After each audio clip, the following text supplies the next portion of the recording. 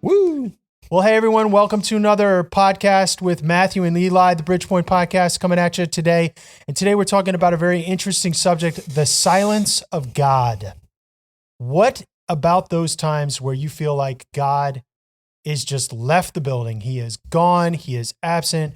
And how do we respond in these kind of circumstances? We want to talk about examples in our life. We want to talk about biblical examples where figures that had great spiritual depth felt like God was completely gone, not the least of which Jesus Christ. Yeah. And so today we want you to be able to listen in with us. And listen, if you're dropping in on YouTube, thanks so much. Be sure to like and subscribe. If you like the content, definitely share it. And today we want you to leave comments. What challenged you about this subject matter? What did you like? What did you disagree with? We like to read those comments, and Eli and I will be able to check that out and give you a reply. Any other things we want him to comment on, Eli? What do you think? No, not at all. Okay, very good. And the other thing, well, what subjects, right? Right. Do people want? Yeah. I mean, like, I think when it comes to like a Christian podcast, I mean, Right.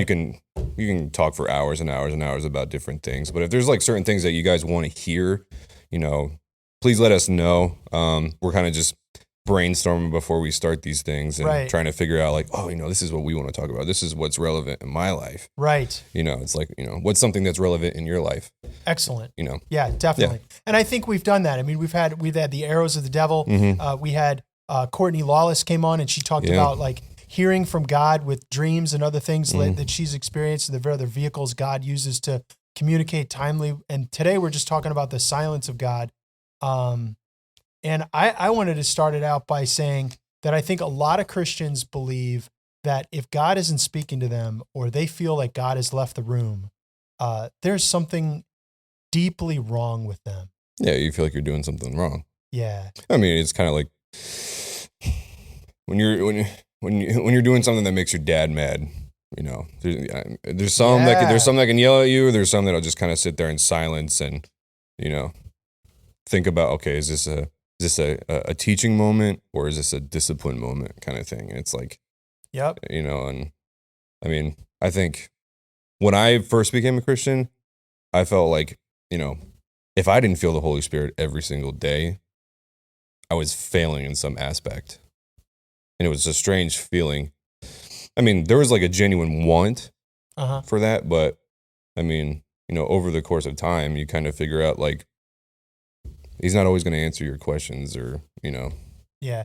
Did you feel that if you weren't feeling that, what I call electricness of the Holy Spirit, that everything was That's what I'm talking about. If you weren't feeling that, did you feel that there was something implicitly wrong with you and that God was giving you the so-called silence treatment, I felt like I had done something wrong or I didn't do something according to how you're supposed to do it, if that makes sense. I felt like I didn't follow the rules in some shape or form. Sure. Like, am I worshiping right? Or am I praying correctly? Am I using big words? I mean, the list is endless, and I think it's dependent on the person that's experiencing it. So now, to be clear, I think each of us and all of us would probably have times in our lives where we turned our backs on God, where we willfully disobeyed him, or we were doing things and behaving in ways that just weren't going to help our connection with God. And we were grieving the Spirit of God by the way in which we behaved. And that breaks down, like anytime there's an injury between two parties, it breaks down the relationship, and it is inconceivable to think that you can walk up to another human being and injure them or punch them in the face, so to speak, give them a bloody nose and have them be like, chipper about it, and that they don't skip a beat. They're probably going to react. I mean, this is just in the human, right? They're probably going to react and be like, ow, why'd you do that? There's going to be some riff, right? Right. And to be sure, that can and does exist in the spiritual world, but we're taking that off the table. We're talking about there is no discernible or no recognizable obstacle that we or something else has been put in between us and God. We just feel like God is empty. I remember the first time I experienced this when I was in school, And I went to my pastor, and I'm supposed to be studying for theology, so everyone's looking at me like Right. I'm this holy dude, right? And I don't know well, I do know now, but looking back on it, I didn't understand what was happening to me. I felt like I was going through the motions, and I was praying to God, and my voice was just bouncing off the ceiling and coming right back to me. Like I said, God had left the room. Right. I don't know where he was. If he was anywhere, he was on the other side of Pluto. Right. You know what I mean? He was Yeah. gone. And I went to my pastor and I just confessed this to him. And I said, what? Like, God is silent. Like, I don't feel like he's here. I don't feel his presence anymore. Nothing. Now that he basically just tried to listen to me and be patient and kind with me. But that has been a recurring theme in people's lives. Mm. And I think that there's a number of ways that we can trace why God is silent. And I think a main theme that we can trace of the silence of God is when people are in intense pain. Mm. They're in intense pain, okay? Yeah. So I'd like to talk about that a little bit today. And I don't want to get too much in my own pain, and I'm not asking you, Eli, to, bare your soul for Hey, us. I'm an open book. Well, it's a level of openness is good. That's great. And I just, sometimes people tell me I'm too open. Okay. So that's one avenue. And then the other avenue that I'm thinking about, and it dovetails because I'm preaching on some of this weekend. I'm preparing a message actually for God feeling far away from people that are basically doing everything that they can to serve God.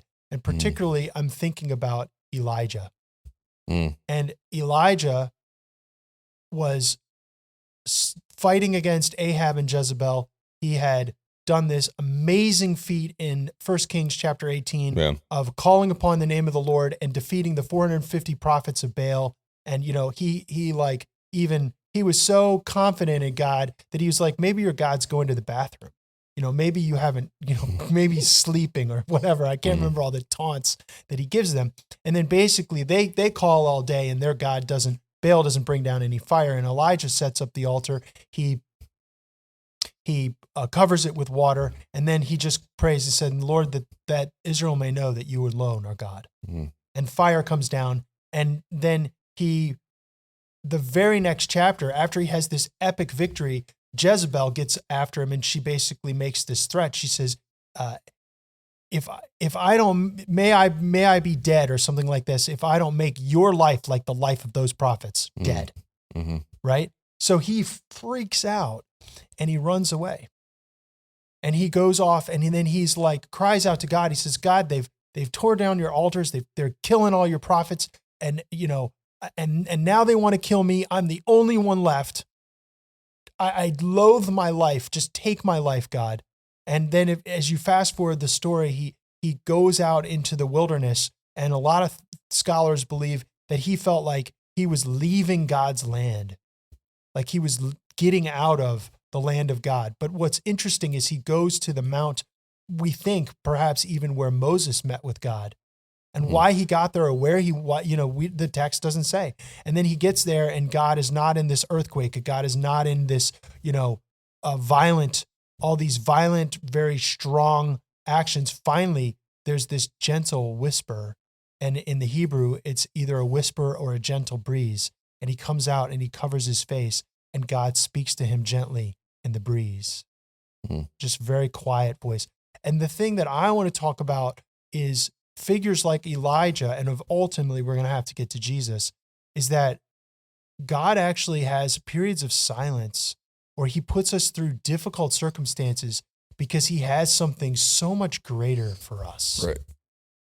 And what you know about the story of Elijah, he says, listen, I want you to get up and I want you to go and commission Ben-Hadad, okay, out of Syria and Damascus. And then he's like, and I want you to anoint Jehu, son of Nimshi. And if you know about Jehu is like sort of the clean up the swamp kind of character. He takes everybody out. Jehu is just like crazy. Like he's going to clean it all up. And then he's like, and then I want you to anoint Elisha to succeed you as prophet. And so God basically says, the international, the national, and the religious, I am appointing you to set the tone and direction for the next decades for this international region. Mm-hmm. And how could Elijah know that the silence of God would be bringing him to that point where he would have the highest commission in his ministry?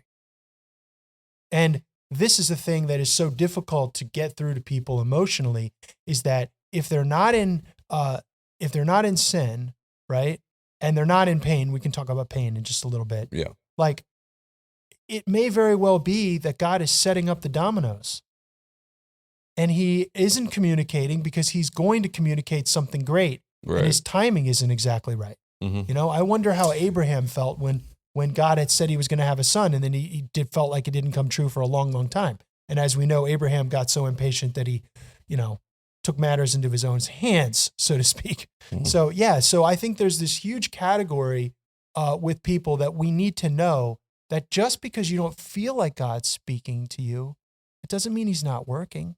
Mm-hmm. It doesn't mean he's not doing something in your life. Yeah. It doesn't mean he doesn't have great plans for you. This is a fascinating subject.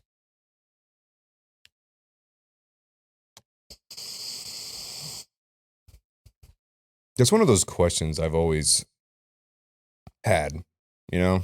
It's like, I mean, once you get past the cupcake phase and, you know, you I mean, everybody's there. I can only speak for myself. You know? Sure.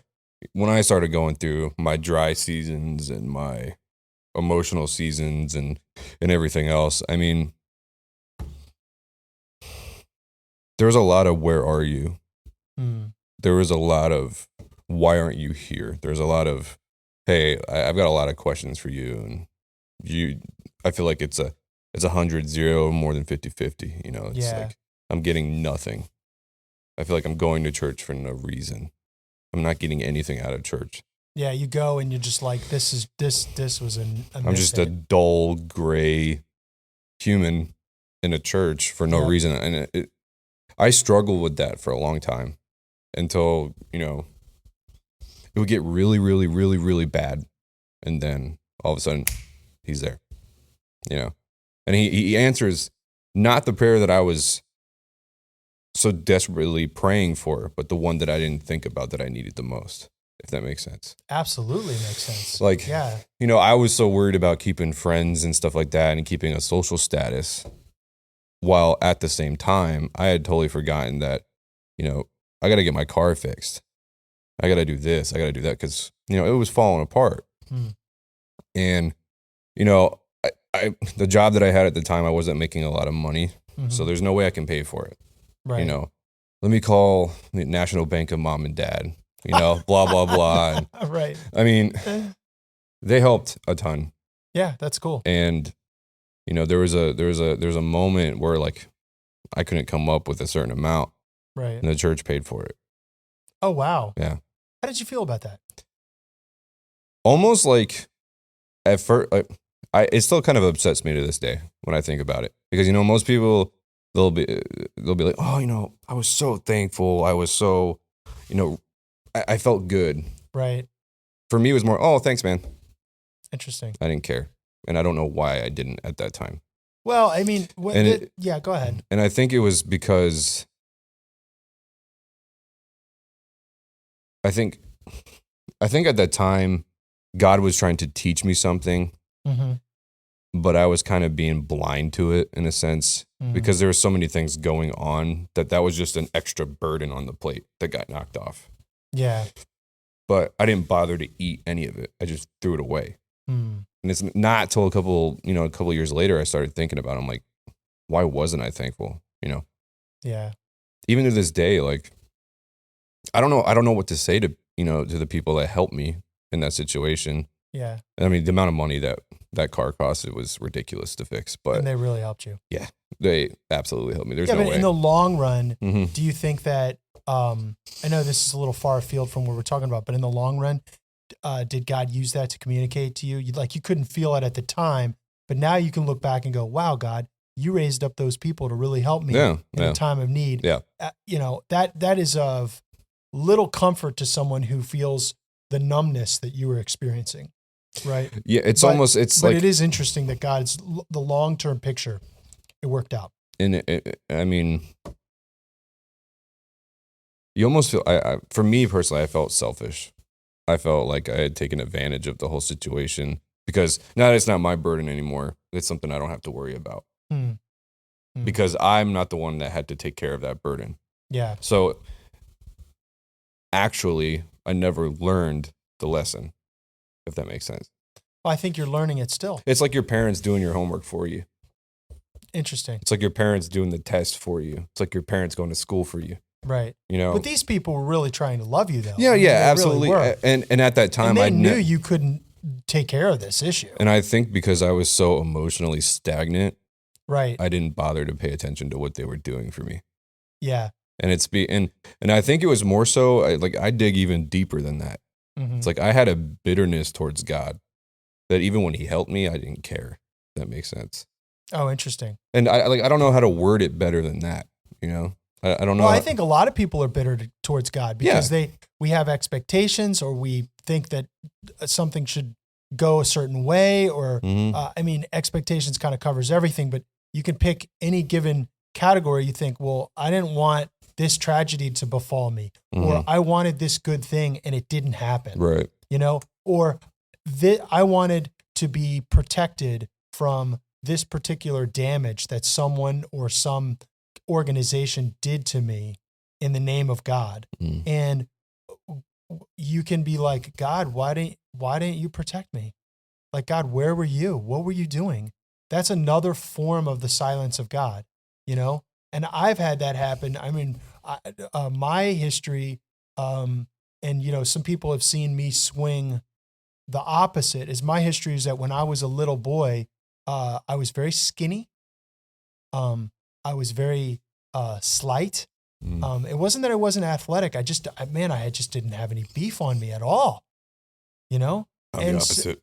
And then I was in neighborhoods and places where I was the youngest and the smallest, you know? And I was really bullied. Yeah. I was really mistreated. And then this happened to me a few more times, and it became kind of cyclical. And I was sort of like, God, you don't protect me. God, you don't care.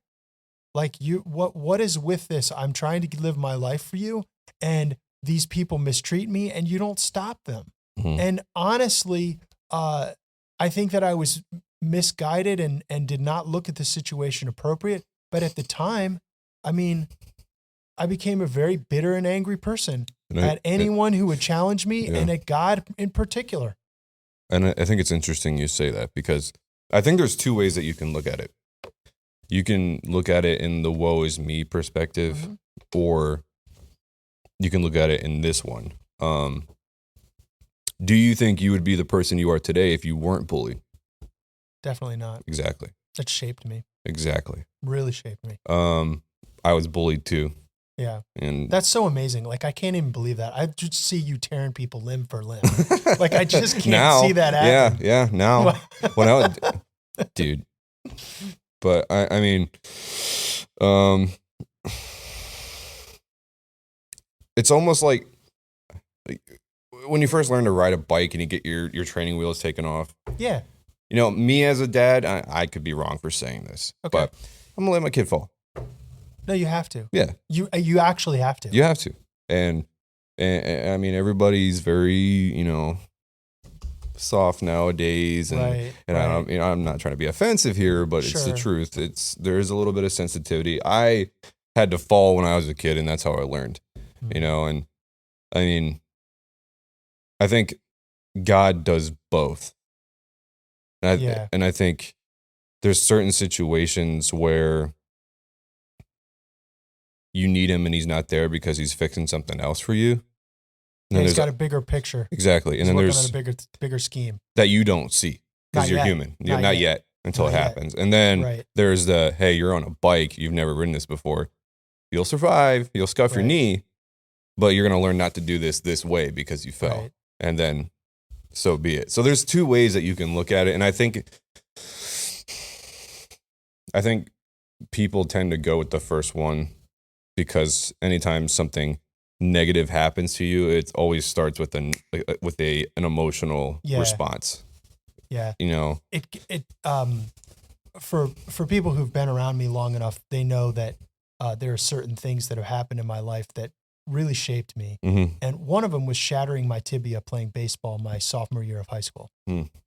And I've never broken a bone. Oh, it hurts. All the stupid things I've done, I have never. You're very fortunate. I don't know why. They say milk does nothing, but my mom was very adamant about that, and I the amount of stupid things that I have done, I have never broken a bone. So I'll spare people the gory details, but I know, right? Knock on Seriously, wood. Trust God. Yeah. So I mean, the way it looked from my vantage point was that I was a sophomore in high school. I was positioned to be starting center field baseball player. Center field. Yeah, I was doing really well. And, the kind of coach that we had, he kind of picked his team before he had the team. Like he really picked his favorites. And when he called me to go out into center field, I knew I was in.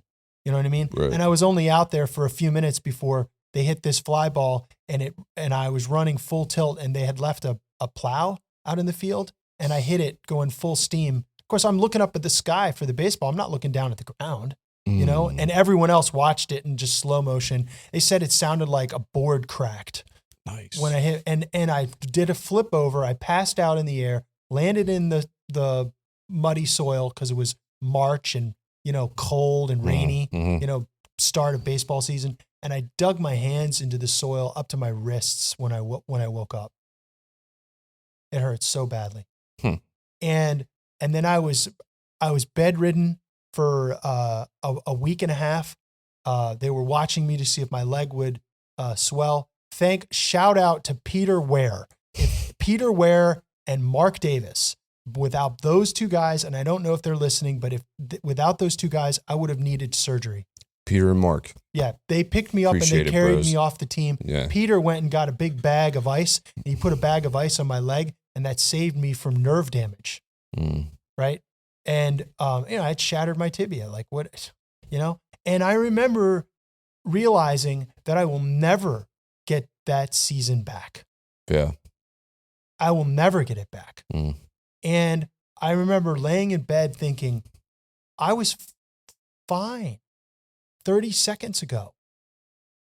And I was on my way to starting center field as a sophomore, which was like dream come true for me. Like that was so young for me. Center field, it's pretty hard too.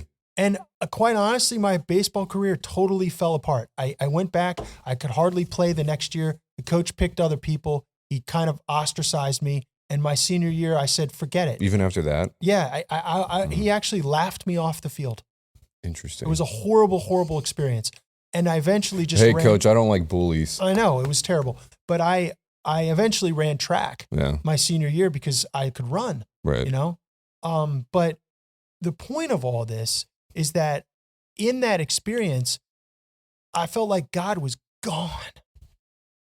I felt that he had destroyed my life, and that that the thing that I had wanted more than anything else, which was to, start playing baseball, was taken away from me. And it absolutely crushed me. And for years, I didn't know why. Years. And then finally, when I was going through school, I realized the effect that pain, both physical and emotional, has on people's psychology and even their spirituality and their emotional well-being. And it just dawned on me one day. I don't know how. It just like the sun came up. God literally just put this thought in my mind, and I can't prove that it was God, but I had this moment with God. 10, 15 maybe years later, I think it was a while later. And God said, I allowed you to shatter your leg so that you would know what real pain is, so that you would understand people when they are in pain. And I hid myself from you so that you would know what it feels like when people feel that I am hidden from them. And he says, because I want you to understand people, love them, and care for them. And I just wept. And it has absolutely revolutionized my ministry. I would be a junk pastor without that broken leg. just junk. There's no way that I could have been able to be as close to God as I am today and be able to care for people and truly be compassionate for their situation without that experience. Yeah. And it's like, that's why I said there's these two avenues that I'm always thinking about. One avenue is that God has a greater plan for you. And even though he's quiet right now, or he appears to be distant, he actually has something so much bigger that you just have to wait on that and trust him in that.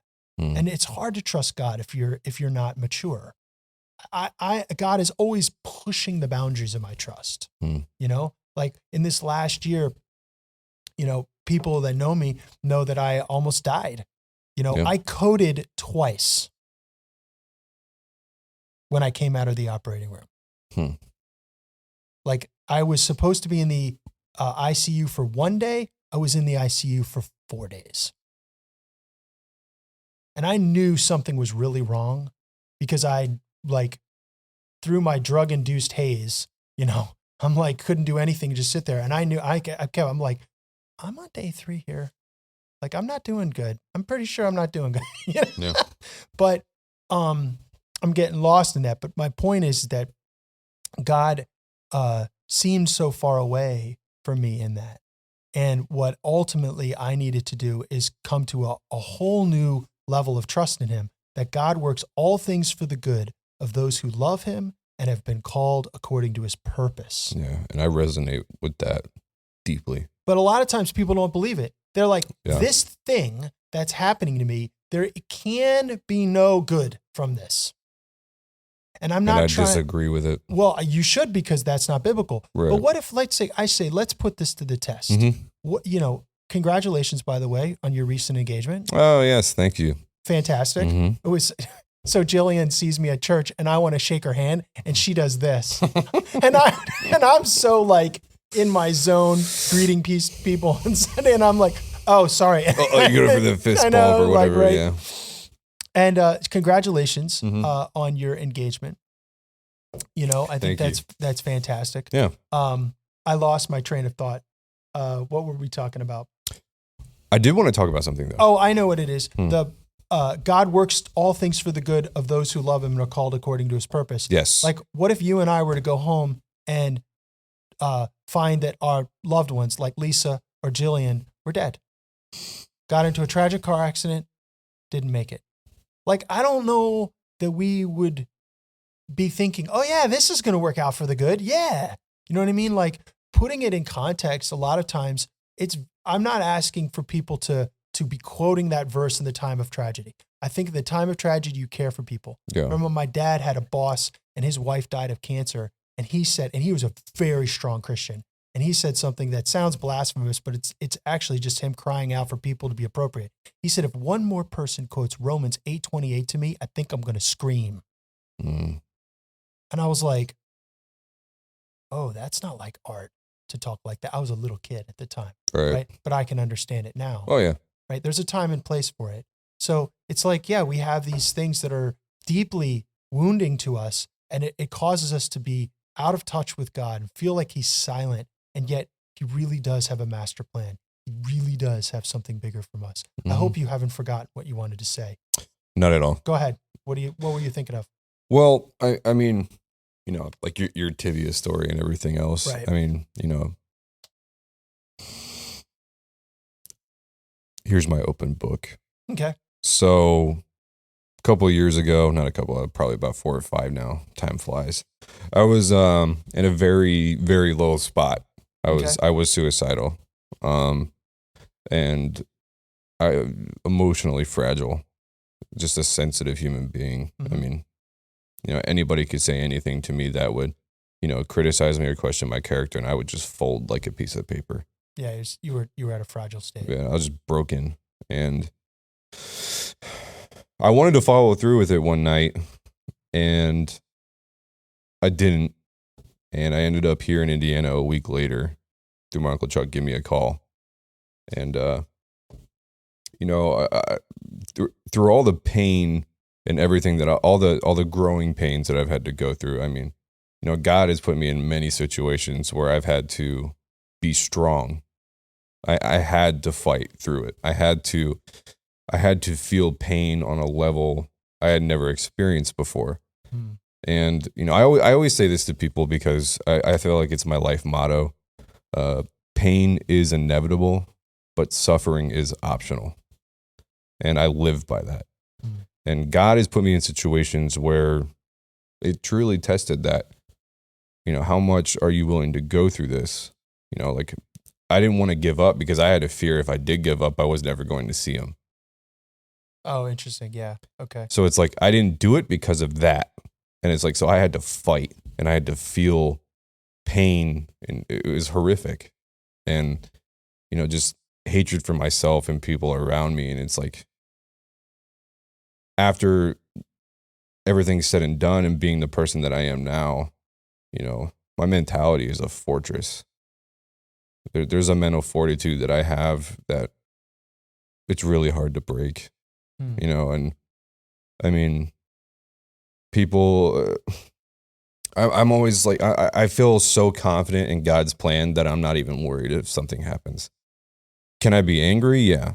Would I be angry if my brand new truck just decided to blow up and I'm on the side of the road? Of course I'll be angry. Sure. Is that the end of the world? Nope. Not at all. Yeah. Not even a little. It's just one page in the book. Yeah, but I mean, remember earlier you were talking about, I think we were alluding to God putting you through the paces in order to grow you. Like, yes. I think it was like the kid riding the bicycle. Yeah. Right. Whether or not God actually lets us fall in that way, I'm not sure about, but I'm confident that he will use anything and everything in order to grow us. Right. It's interesting you say that too, because like I remember I used to be huge into skateboarding when I was a kid. Like from the ages of 9 to 12, that was all I knew and all I wanted to do. So, every Saturday my dad would take me and my brother and my buddy Caleb to a little indoor skate park called Duh in North Carolina. That's the name of the skate park. Yeah. And, I would try to, if anybody knows skateboarding, about like dropping in and all that stuff. I was petrified of it because it's scary to be up on a ramp that's tall. Scary, actually. People don't understand until you get up there and you drop in and you're like, okay, I'm going down. Yep. The dude, I remember the guy that taught me how to do it because I was up there with him. I just wanted to skate with these people. I mean, my dad would help me. He'd hold me and this and that. And he's like, when you do it by yourself, just do it and fall. Yeah. He's like, I don't even want you to think about being successful. I mean, he didn't say that, but this is how I look at it now. I don't even want you to think about being successful right now. I just want you to know what it feels like to fail first, because then you're never going to be afraid of it again. Right. A skater that's afraid to fall is a skater that won't do the move. Exactly. Yeah, man. And it's like, so he's like, I want you to drop in. If you fall, you get up and you do it one more time. So I fell and it hurt. I cried, was holding my elbow. Do you have pads and all that? Of course. Okay. It still hurts. Yeah. Okay. No, yeah, it hurt. Wow. You know what happened after I did it again? You were successful. Yep. That's right. Why? Because you went through the process. Because I knew what it felt like to fail. Yeah, that's awesome. I knew if people knew what that pain would feel like, I think they would approach the situation differently. But I think because we don't know, we can't tell the future, there's like this sense of anxiety, and that's why we feel that God doesn't answer us. When God is actually the dude telling you to drop in and fall. Just do it. I got you. Yeah, it's okay. I've fallen thousands of times. I'm not saying God's fell. What I'm saying is like this guy, from experience, I have fallen thousands of times on this particular ramp. I know what it feels like on any part of my body to fall on this ramp. Right. I'm telling you, kid, you'll be fine. Right. Yep. And then I did it. I fell, cracked the head, hurt yourself a little bit. Yeah. Cry it off, get back up, land it. That's fantastic. And it's just, to me, it's like I feel like I have that mentality. That's how I approach things now. Yeah. And I think that doesn't come just out of nowhere. That comes through pain. Yeah. You kind of get used to it. I had a fascinating counselor who said to me something that is just absolutely stuck with me for years. He says, God never wastes pain. And I was like, because I think what people believe is that if you fall, then God has cursed you, and that this pain is worthless, and that it has no meaning and it has no utility in my life. And it's just God wanting to make me, as you put it, well, you didn't suffer, right? And you have an interesting spin or perspective, if you will, on suffering. You said you can't avoid pain, but you can't avoid suffering. And what I hear when you saying that is that you say, I will not allow the pain that's been brought into my life to destroy me. Exactly. And to I've done that. me. I've done that once. Yeah, we've been there. I've been there. Didn't like how it felt. I wanted Yeah. to make a change. I didn't want my family to be weeping over me. Yeah. I didn't. I couldn't face that. Yeah. That depth of darkness that I had at Right. that time in my life was something that I can never describe other than how I did. And it's like, So I never want to be at that spot again. So now I'm no longer that guy. I'm a fighter. Any situation that I'm going in, it's like till death is how I look at it, Well, you've for lack of a better word, you've become tough. You've developed mental and spiritual toughness. Yeah. You've developed faith and trust. Something that was brought to mind is this particular summer, my family hopes to go to the Netherlands and see where my wife's family is originally from. And when we're there, we hope to visit Corrie ten Boom's house. I have no idea who that is. Okay. So Corrie ten Boom was, she and her sister and her father and her brother had a watch and clock store. Okay. And they ran this store out of, I can't remember where it was in Netherlands, but Haarlem or near Amsterdam or something like that. It's not far away from where we're going to be staying. And the Nazis were coming in during World War II, and they were basically deporting Jews. And so the ten Booms basically figured this out, and they said, we're not going to let that happen. So they opened up their house in order to hide Jews. And the Nazis eventually figured this out, caught them, and sent the father and the brother to concentration camps. Spoiler alert, the father and the brother die in the concentration camp. And then her sister and her went to the concentration camp. Now, her sister was just an epic hero of faith. And basically, when they were sick and they had lice and everything, she said, God has totally abandoned us. And her sister was like, no, he hasn't. He keeps all our disease and lice, keeps all the Nazi guards out so we can do whatever we want in here. We can pray, we can have Bible studies, we can encourage each other. She refused the pain of suffering. She said she's going to trust the Lord.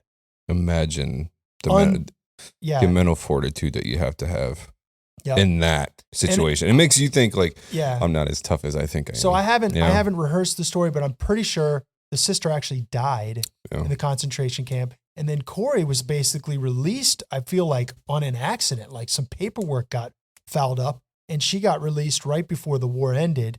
And, she basically went around speaking a message of forgiveness. And fast forward the story, one of the prison guards she became an international author and speaker. Okay. And if you want to read her book, it's called The Hiding Place. Phenomenal book. I read it years ago, and we're going to read it again with our kids to prepare them for the history of the things they might see if we end up being able to go to Europe this summer. So, long story short is that she ends up forgiving the prison guard who shows up at one of her talks. And the Lord used her pain. The Lord used her suffering, if you will, not to go against what you're saying, but use that difficult circumstance for her to be able to really understand what it means to trust God, really understand what it looks like to forgive people that have done you really, really wrong. Yeah. I mean, it's kind of like what I talked about my grandfather a couple of podcasts ago about having colon cancer and stuff. And he was the most confident person in the room, even facing such a difficult thing. It's like, either way for him, it was a win. And it's like, it was very interesting. And when I saw him face that the way that he did, it just totally changed my mentality. It made me want to be that way. It's that guy's a huge example to you. Yeah. To me, yes. Yeah. And it's like, what a model, right? Yeah, absolutely. Wow. One of the things that has been tremendously difficult for me to understand is, I can get my head around it intellectually and theologically, how Jesus needed to be separated from God by bearing the sin of our sin on the cross so that he was, he cried out to God, Eloi, Eli, lama sabachthani. My God, why have you forsaken me? That God had turned his back on Jesus. And then, the it appeared that the skies turned dark and it was really messed up, in terms of a cosmic level. Things were happening that is very hard to describe. Mhm. But Jesus experienced the separation and the silence of God so that we can not have to have the silence of God. And he did not experience the silence of God because God had radically abandoned him in the sense that God was done with him as a man, Mhm. right? No, he was experiencing the silence of God because God had the purpose to bring about the redemption of the world Mhm. through that. And so I think it is not a stretch to say that God will put us through difficult periods where we feel isolated from him or hurt or injured, and God doesn't waste pain. He does not waste the pain of the son. He does not waste the pain of the sons born after him in the spirit, Mhm. you and me, Mhm. and everyone who's listening to this who calls upon Jesus as Lord. Mhm. And so there's this supreme confidence that we have that because Jesus experienced the silence of God, that if we experience the silence of God, he has something of purpose and value and significance and goodness Yeah. and blessing. That's a good point. Like, it's really important for us to know this. I mean, I have thought long and hard about the experiences that you've had and I've had over the last year or two. And I keep saying, okay, God, are you in this? It feels like you're so far away, but he is. He really, really is. And I think people need that reminder when they're going through the problems in their life that their pain does have meaning. God never wastes the pain. And if you can't hear God, if he's silent, wait on him. Yeah. Wait on him. He will show up.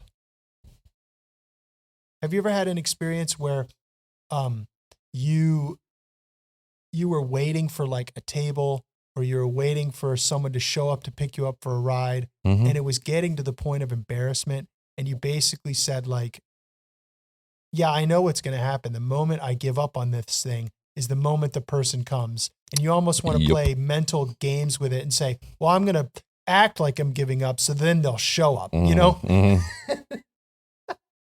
I always thought I was the only one that thought that way. No. Too. My wife and I were going through an experience just a little while ago where we were waiting on someone and we had waited for just this inordinate period of time. And they Yeah. basically had promised that they were going to come through. And we basically said, okay, well, we've invested so much in this waiting. Like, we have to complete this thing. And basically, at the very moment, I was basically going to pull the plug, Yeah. then all of a sudden they came through. And I think I don't think that that's a universal picture of the way God acts, but I think sometimes we feel it's that way, that has he abandoned us? Is he ever going to come through? And at just the right time when we have completely almost lost it, he will in fact come through and provide something. And that's just the way it operates sometimes. I mean, I feel like that what you said right there is just the definition of faith. That is faith. Yeah. People I feel struggle with that word so much. Yeah. But that's not something that you just know off the bat. That's something you're taught Right. as a Christian. When I became a Christian, when I first, gave my life to Christ, I didn't know faith. I had no idea what faith. I knew what the concept of faith was. I knew the definition of faith, but me in my life, I never knew true faith because I've never had to have it. Mm. I've never had to put my faith in someone else. It was always me to figure it out, Right. or my parents or whoever, Mm-hmm. And I think God put me in situations to teach me that word. Mm. Now, when I talk to a new Christian or even an unbeliever, explain to me faith. Buddy, I got stories for days. Mm. Why? Because I was in the same boat as you are right now. And I had the same questions for God, and he proved me wrong. Yeah. time and time and time again. And, you know. Well, you've heard the story about how Brent Lawless came to Bridgepoint Church, haven't you? No. Dude, this is a fascinating story. And for those of you who are listening to this, and we're going to set the record straight, and I'm not afraid to publicly put it on. So because there's a rumor going around that I kicked out or forced out people from the church, Right. which that's so false that it's laughable. Okay, because here's what really happened. What really happened is the people who were leading music at our church put in writing that they were not going to serve consistently anymore. And then the leadership came to me and said, hey, the music people are going to leave and you will have no one. It's worse than what you think. It's not just that they're throttling back and are not replacing themselves with a substitute, which was the way we had behaved for going on a decade. You know what I mean? But that they are going to completely leave you high and dry. And you are going to be in deep trouble because you're going to show up one morning and there's going to be nobody to lead worship at the church. And so I did my relational avenues. I tried to patch those things up. There was an utter brick wall there in terms of progress in that area. And so finally I went to Alan Andres and I said, Alan, we don't have anybody for music for this coming date. And I think it was like in November or something. And I said, we don't have anybody. And I said, I have asked every single substitute worship leader in the Northwest Indiana region, and everyone has told me they are booked and unavailable. I said, I don't know what to do. And Alan said the most amazing thing. He said, well, God knows that we need a worship leader, right? And I said, yeah.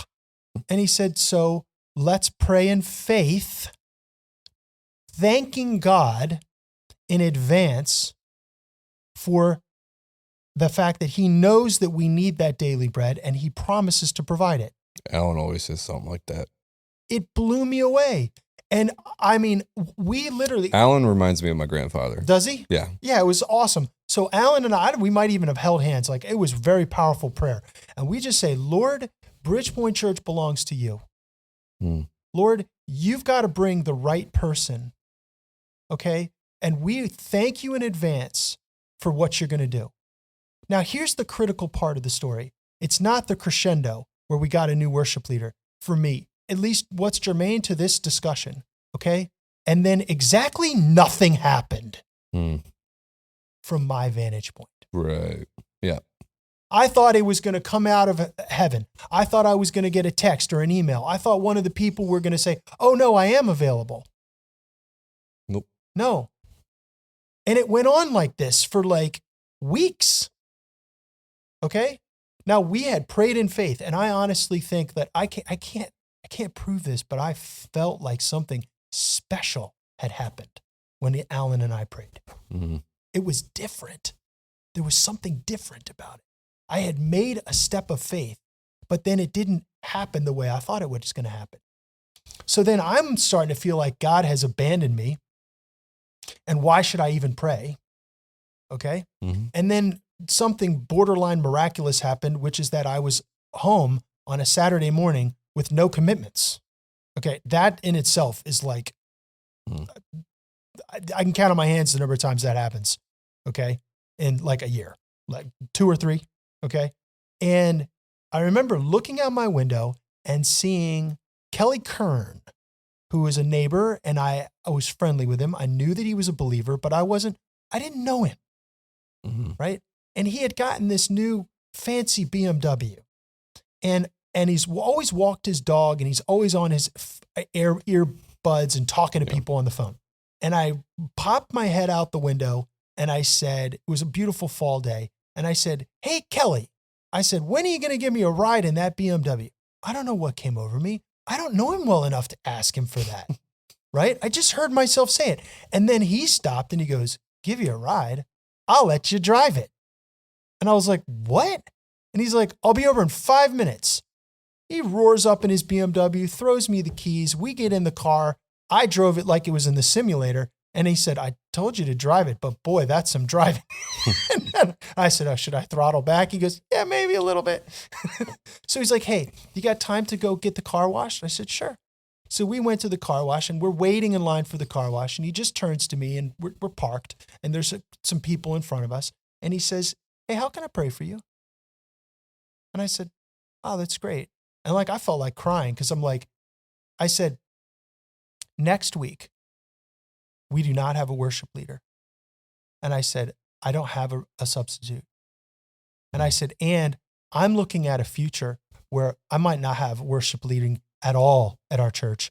And brother, I've knocked on every door. And I said, I don't got anything. And he said, okay. He pulls out his phone. He starts dialing a number and he puts it on speaker. You forgot one door. And I was like, what? God's door, right? Mm-hmm. And he's like, hey, JP, this is Kelly here. How you doing? JP's like, great. He's like, hey, I'm here with Pastor Matthew Peters from Bridgepoint Church. He's like, they are losing their music at the church and they need something and they're desperate. Do we have anybody that's available? And JP's like, I definitely have people that are available. I've got a guy in mind. Let me just call him and see if he's available. But if he's not available, we're going to make something happen. He goes, we will never have a church without worship. And who was that individual that he connected us with? Brent Lawless. Mm. Brent Lawless has been the single greatest gift to Bridgepoint Church in the history of the entire church. And dude, this microphone, these stands, this podcast, the lights, everything. Brent. Mm-hmm. Brent is a silent, secret weapon of the kingdom of God.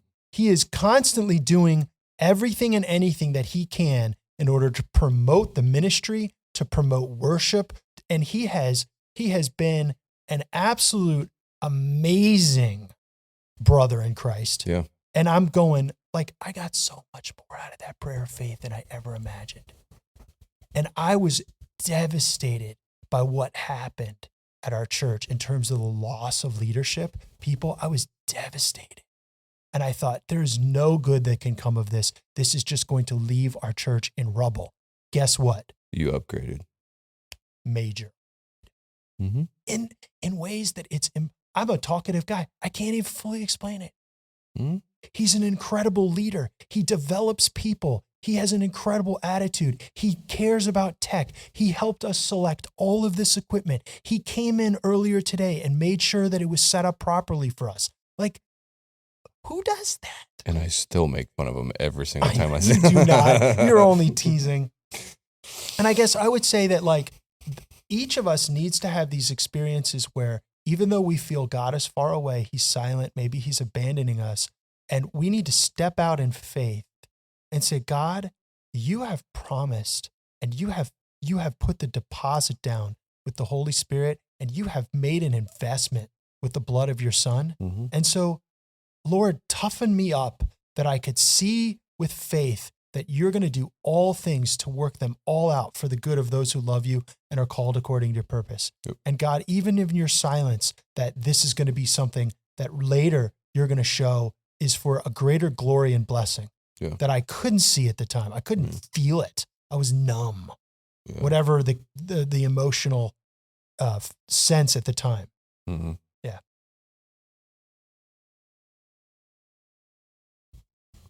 It's always strange to look back at it. And like, I feel like I have the ability to go back and put myself back into that mind frame. Yeah.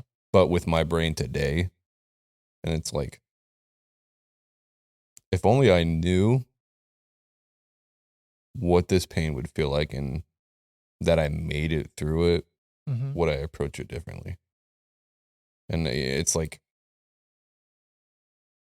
I feel like that's just something that is pertinent with your relationship with God, trusting him that he'll take care of it. Yeah, I mean, and understanding that no matter what you go through, there's always something in the works for you. Yeah. And, you know, whether it be emotionally, financially, socially, you know, it's like, I feel like Jesus says some pretty deep things, and a lot of it just probably goes over our heads sometimes. But one of the things that Jesus says that I think is pretty multidimensional and rich is he says that I've not come to call the well, but to the sick and the sinners and the lost. Mm-hmm. And, I think initially the place where people hear that is they say, okay, if you're a goody two-shoe and you don't think that you need a savior, Jesus hasn't come for you. Right? Mm. And that's fine. But I think that there is something deeper that's happening there. I think that each of us needs to be reduced to a moment of desperation where we stop being our own God and we stop thinking that we're going to make it. We stop thinking that we're going to fix it. You have to fall on your face. You have to fall on your face. And you have to say, God, I can't do this. Mm-hmm. And you have to say, God, I'm in so much pain. I feel like you're so far away. You have to be radically honest with God. Yeah. And when you finally get to that place, then he says, good, now I can heal you. You know what's interesting about that car story I told you about? What's that? Because I was stupid with finances and stuff like that. I still to this day can't save money. I'm terrible at it. I just like to buy stupid things all the time. But anyway, I think a lot of people are that way. Yeah. Wait, don't you have aren't you getting married to like a Dutch banker like I am? Like my wife is like my total Dutch banker. Like I'd spend every penny that we have and she wants to save every penny and we like balance each other out. She's not Dutch, but. No, I know that. Yeah. Are you Dutch? Me? No. No? Mm-mm. Isn't your last name Dutch? Am I Dutch? I don't even know. How do you pronounce your last name? Vanderveer. It is Vanderveer. That's Dutch. Is it? Oh, totally. I'm a monkey's uncle. I was always told it was Austrian. Oh. Yes. Okay. Well, maybe it is. Yeah. Okay. I don't know. It doesn't matter. But anyway, where was I at? You can't save. You spend all your money. Yeah. And the night before the church had agreed to pay the other lump sum, I was in the car angry at it, screaming at God and just pure anger. Wow. At the top of my lungs where nobody can hear me. I'm smoking cigarettes the whole time. I was fuming because I didn't have a car. How am I going to work? Yeah. How am I going to do this? How am I going to do that? Probably a sense of fear and panic. Yeah. And I'm in a state where yeah. And it's like I was so furious and afraid of me having to get rides again and me being that guy again. And that's embarrassing. It's embarrassing. Humiliating. It is humiliating. Yeah. I felt like I just got knocked down three points in the social scale. Sure. And I was furious. Yeah. And I probably smoked a whole pack of cigarettes in one night that night. Easily. And sure. I just... I'm surprised it wasn't 3 packs, but anyhow. Oh, yeah. That's coming from a former smoker. Yeah. Which, mind you, I'm not a smoker anymore. I quit that's smoking. That's another thing that guy was there for. 24 years ago, I quit smoking. On quitting smoking, I got one more thing I want to say with that after this story. Yeah, go ahead. So wake up the next day, church says, "Hey, we got it." Nice. And now I'm not embarrassed that I got knocked down 3 social points. I was embarrassed that the whole time I'm angry at this guy that helped me anyway. And I just had no faith that he was going to help me.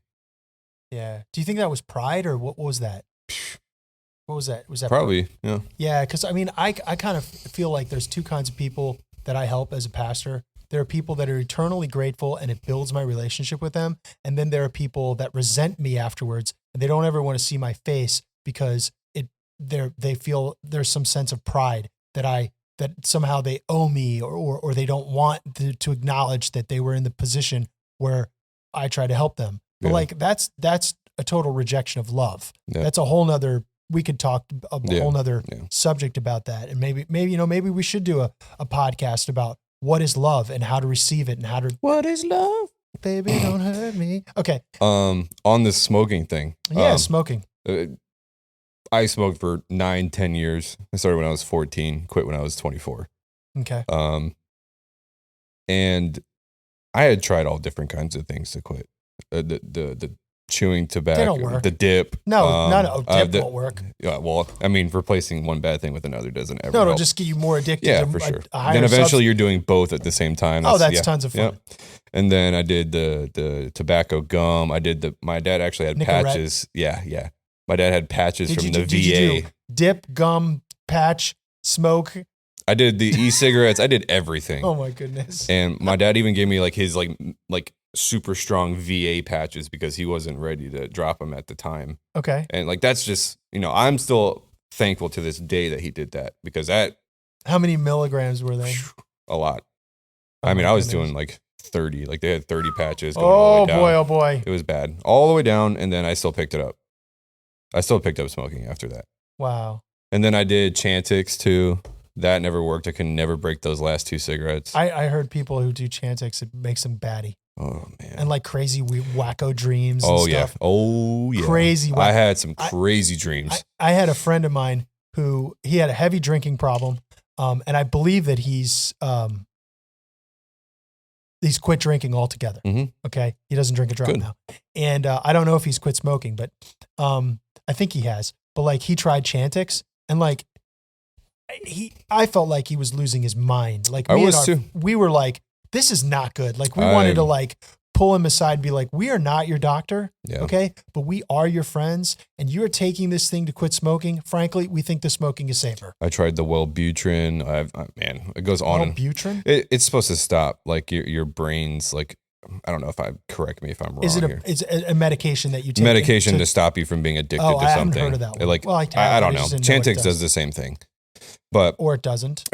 Or it doesn't. And I had started with the Juuls and all those electric cigarettes towards the end. Yeah. And like right before I quit, and for the people that do the Juuls and stuff like that, they'll understand. But I was doing 4 pods a day. Is that a lot?